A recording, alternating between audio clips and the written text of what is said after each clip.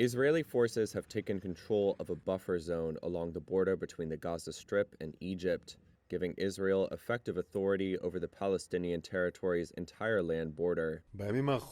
That's according to Army spokesperson Daniel Hagari on Wednesday. He said that Israeli forces had gained, quote, operational control over the so-called Philadelphia corridor, which he said had served as the, quote, pipeline through which Hamas engaged in smuggling in the Gaza Strip on a regular basis, referring to the armed Palestinian group that governs the blockaded territory.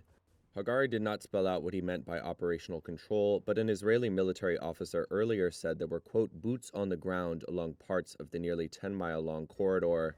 This video released by the Israeli army is said to show operations in Rafah.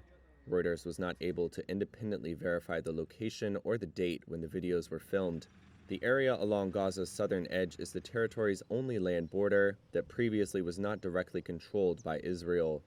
Hagari said Israeli forces located some 20 tunnels along the corridor and that soldiers discovered and destroyed a nearly mile-long tunnel route in eastern Rafah containing, quote, large quantities of weapons, with the entrance shaft found near the Rafah crossing.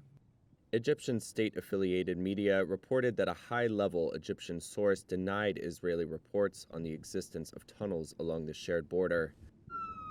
Hagari's statement came as Israel continued its deadly raids on Rafah in southern Gaza, despite an order from the International Court of Justice for a halt to attacks on the city, where half of Gaza's 2.3 million people had previously taken refuge.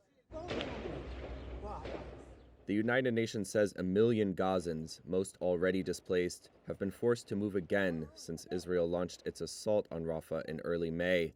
The assault has also cut off aid routes, worsening the humanitarian catastrophe from malnutrition and a collapsed health system.